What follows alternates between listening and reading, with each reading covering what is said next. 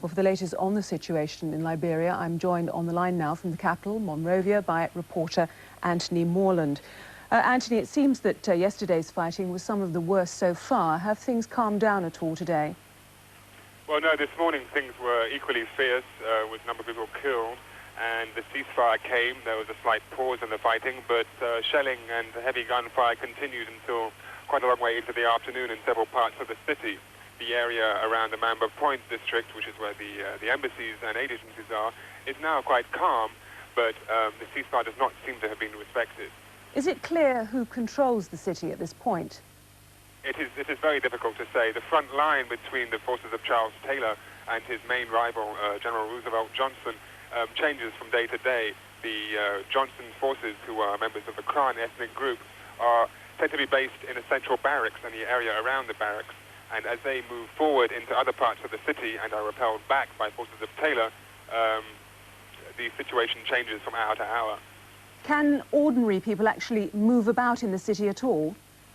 No, the only people moving about downtown are largely factional fighters and people covering the factional fighting.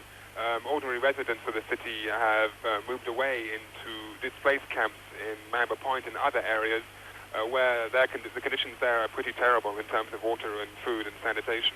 And there has actually been a mass exodus as well from the country, has there not?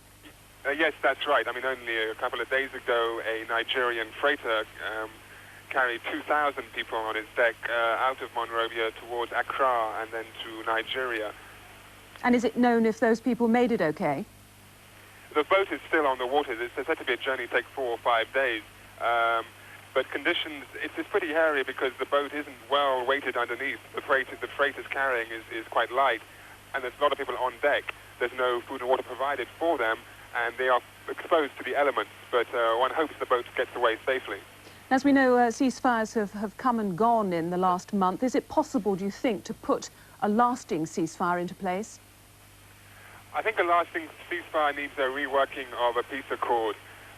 The last peace accord was in August last year, and that seemed to hold more or less until these recent clashes broke out a month ago. But for a genuine political agreement to be worked out, Charles Taylor and his ally at this point, Alaji Kroma, both these men sit on the Council of State, should attend the talks opening in Accra tomorrow. But as they decided not to go to these talks, one wonders whether there's any chance of a true peace coming out of Liberia in the near future.